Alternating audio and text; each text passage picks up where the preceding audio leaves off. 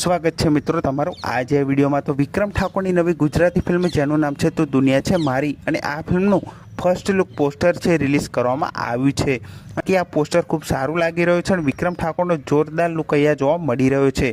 અને આ ફિલ્મમાં જે વિક્રમ ઠાકોરનો લુક છે તે તમે અત્યાર સુધી એમની કોઈપણ ગુજરાતી ફિલ્મમાં આવો લુક નહીં જોયો હોય, એવો આ લુક આ ફિલ્મમાં આપણને જોવા મળવાનો છે।